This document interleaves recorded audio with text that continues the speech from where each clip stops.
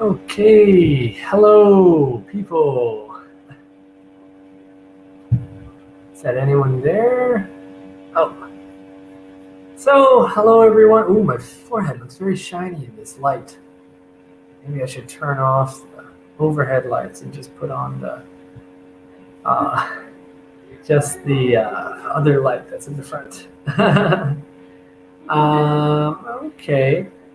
Well, while I'm waiting for people to arrive, hello again. Oh, hello. So, my name is Steve, and this is What's New in Europe. And telling you all about recent European news that maybe just I thought was interesting or something that I thought had tickled my brain, I guess. Today's topics are going to be kind of similar to last week. So there's going to be some stuff about Estonia and Belarus and also Crete in Greece. And if you're there, please say hello and tell me how your week was, I guess. Or tell me if you've been to Estonia, Greece, or Belarus before. Let me know. Okay, so topic number one. We're keeping up with the protests in Belarus. Okay, so topic number one. Not much new information on this, but in Belarus, current affairs. So that's going to be topic number one. Topic number two is going to be about Estonia. Have you ever been to Estonia? It's in the Baltics, very close to. Oh, whoopsie! Okay, changing the. Okay, there we go. Estonia and their new digital age. And then subject number three. So today we've got three topics. Yay! But subject number one and two are a little bit short. Okay? Anyways, subject number three is going to be about Crete,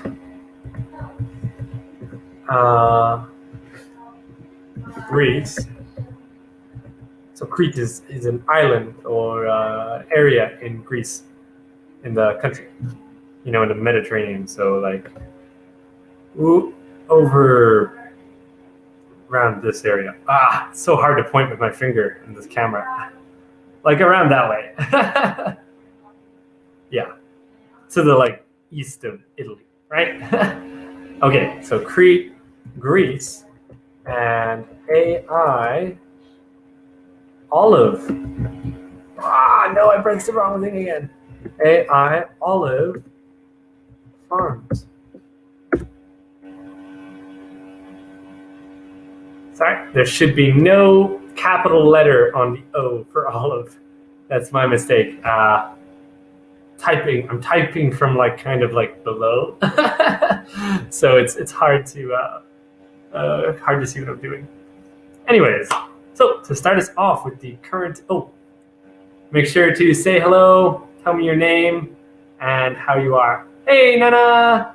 How's it going? How are you? Had a good week? I hope you had a nice 4-day weekend. I had a nice 4-day weekend. Anyways, if you've been to Belarus or Estonia or Crete, let me know. Hello to you too, Nana. So first, to start us off, in Belarus, so Lukashenko has been the president of Belarus for 26 years now. And so after his rigged election he said 80% of the population voted for him, which is it's definitely not true. Anyways, after the election that everyone in Europe is saying is a big problem. It's all fake votes. It's not real results. He is after having a secret inauguration. So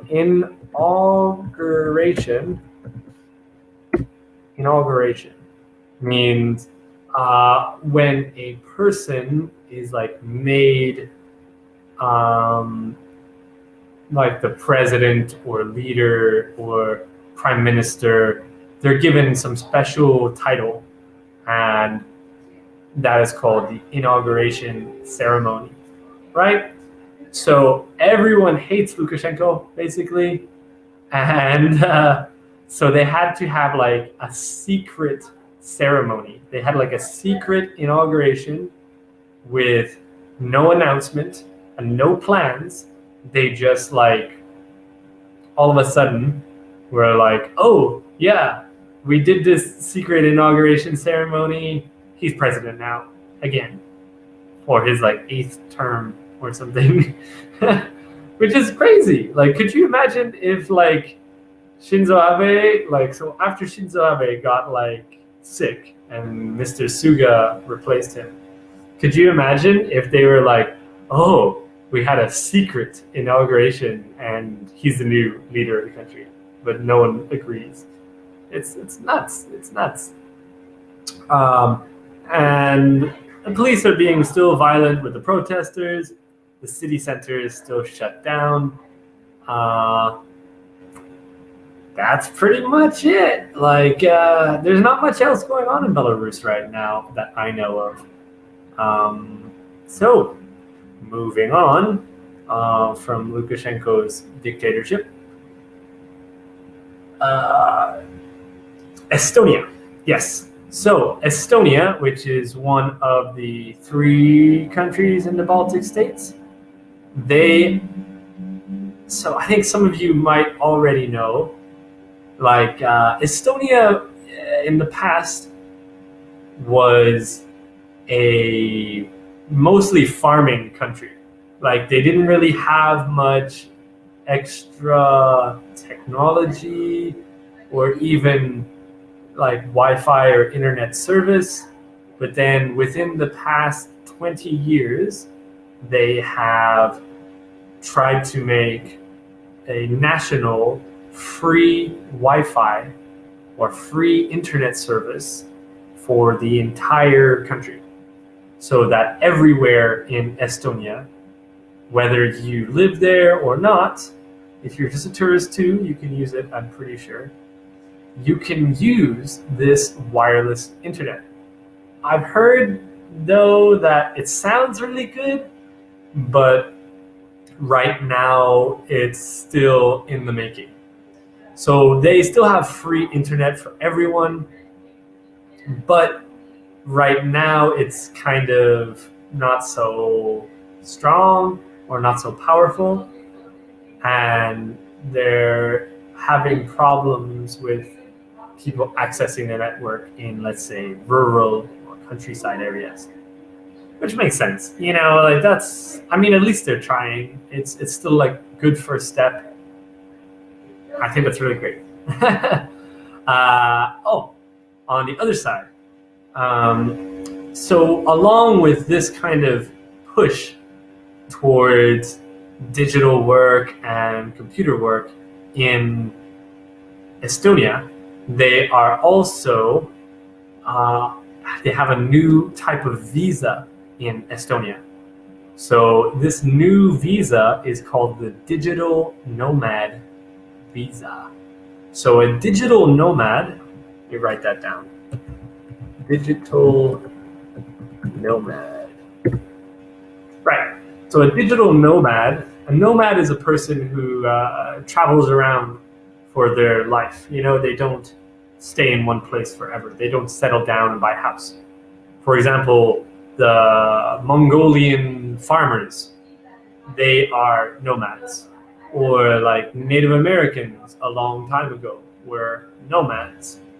Or lots of the tribes people in North Africa are nomadic in certain areas of like middle North Africa.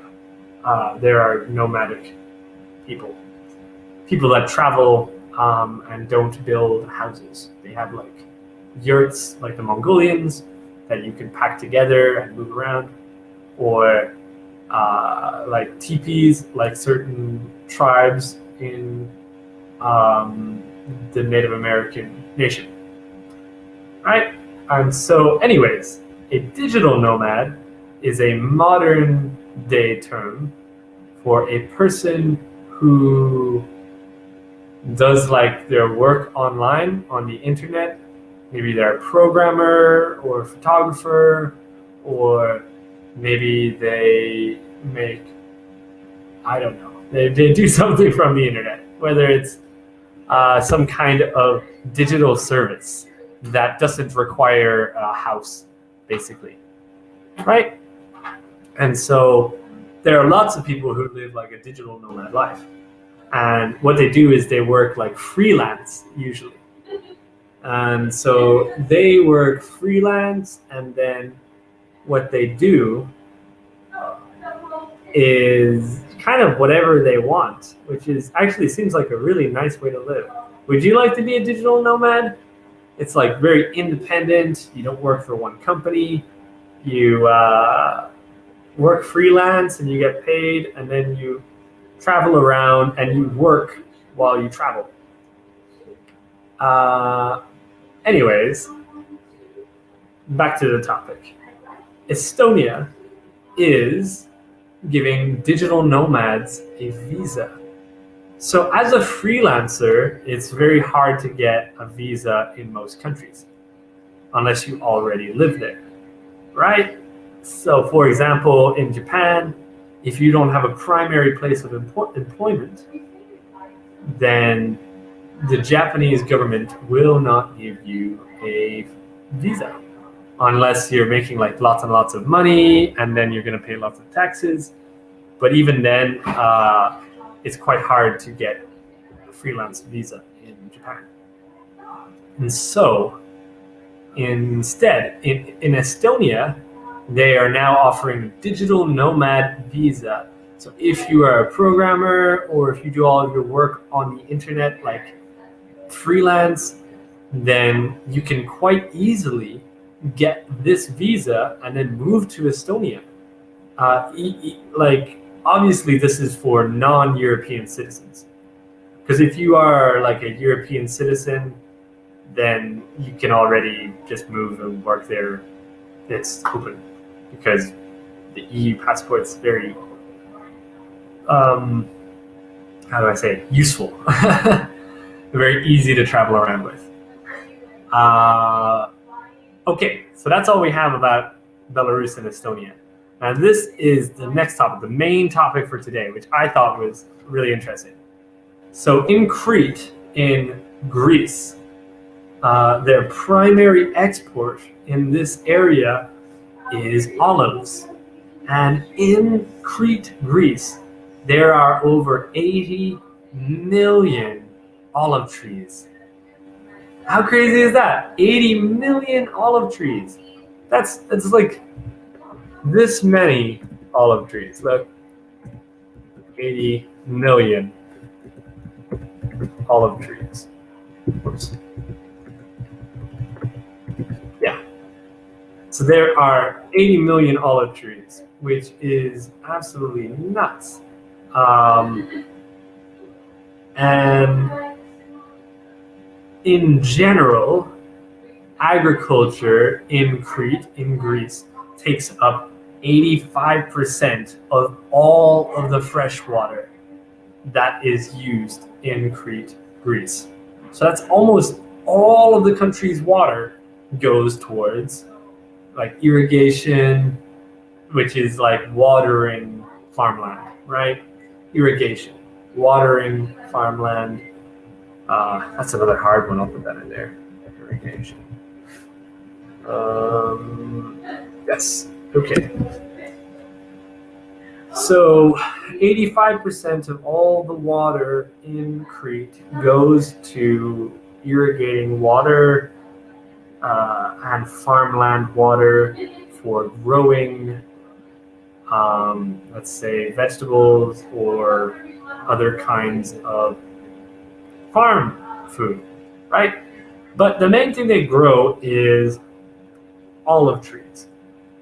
And the reason that's important for this and why it's in the news and why it's not just an old thing is because recently they have started using AI or like artificial intelligence to better use and better grow their olive trees. Specifically, the focus was kind of on olive trees so far.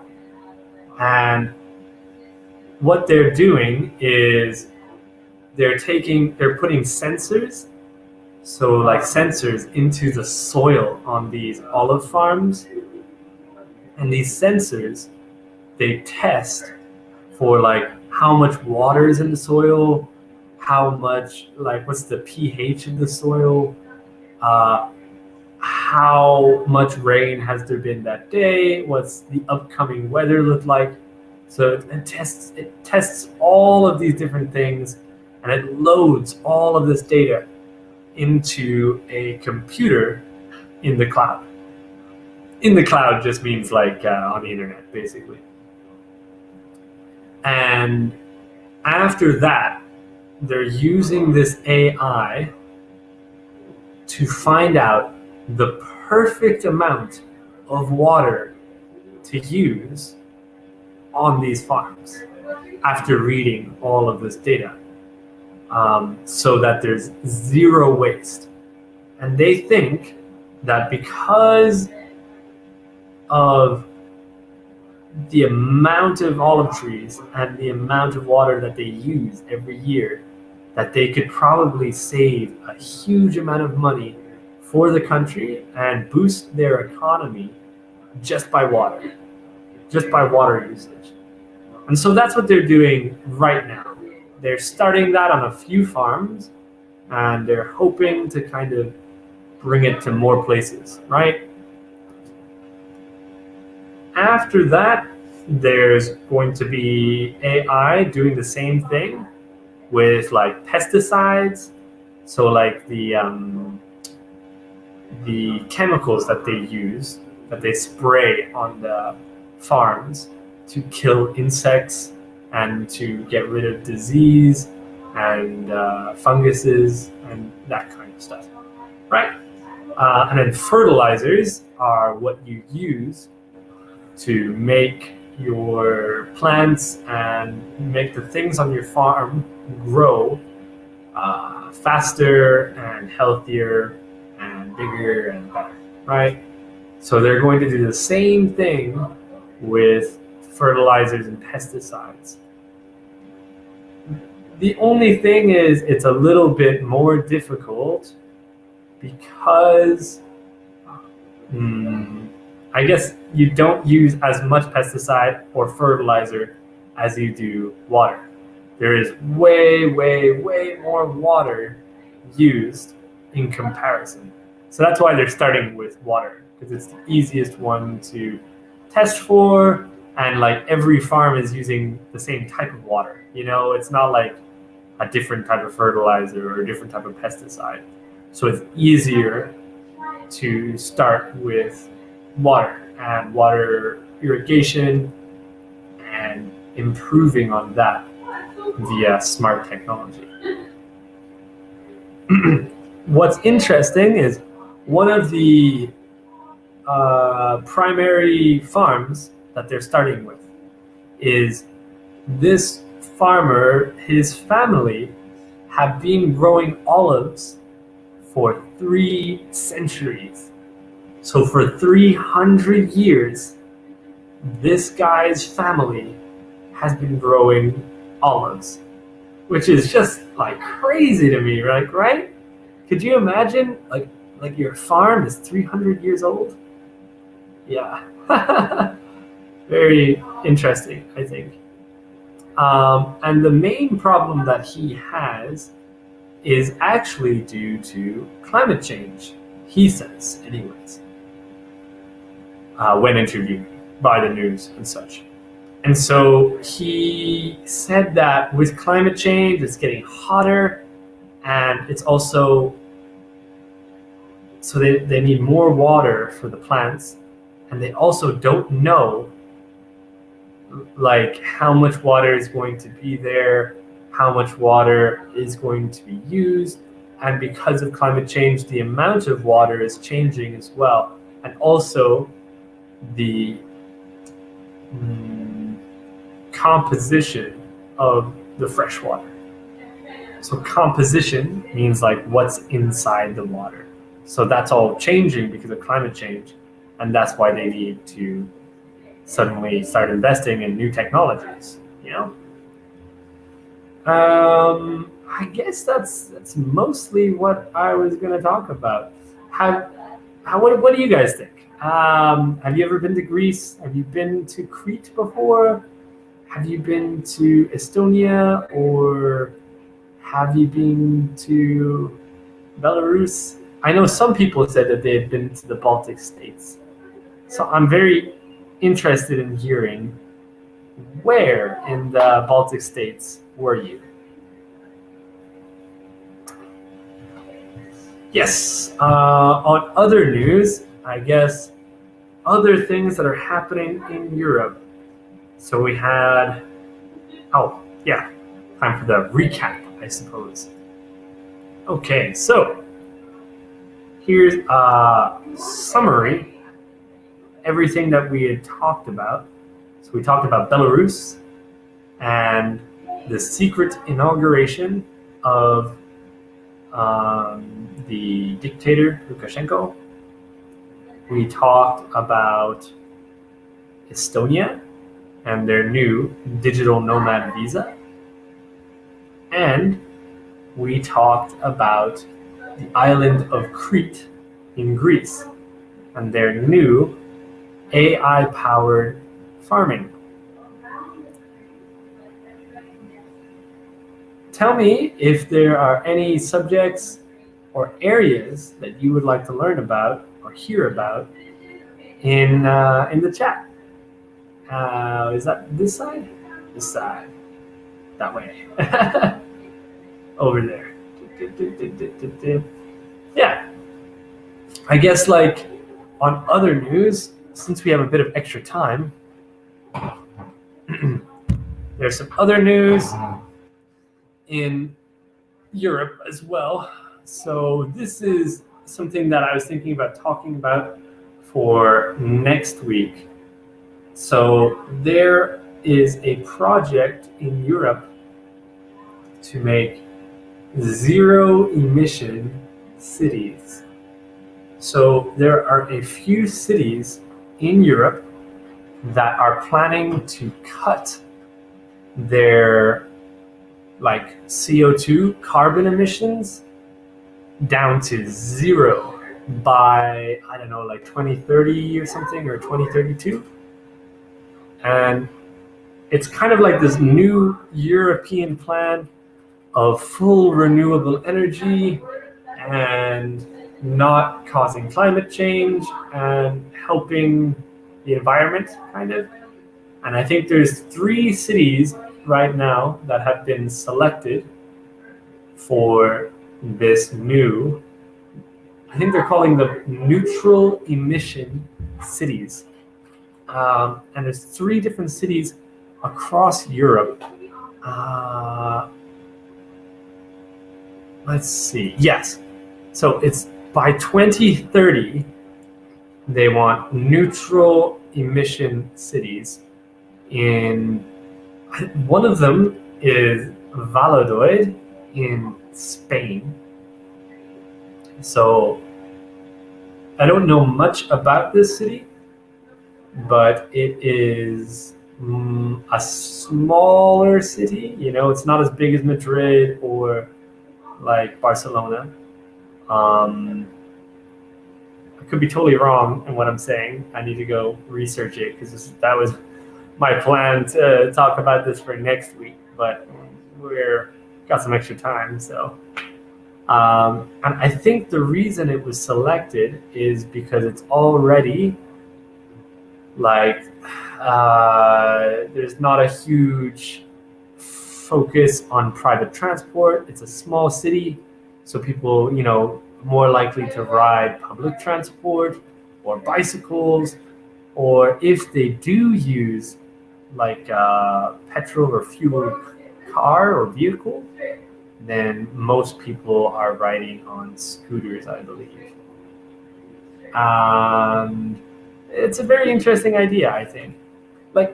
So if you had to choose a city in Japan to become like a neutral or carbon neutral city, what do you think would be the best place for it and why? I mean, obviously it wouldn't be in Tokyo or Osaka because they're way too big. And actually, I don't know.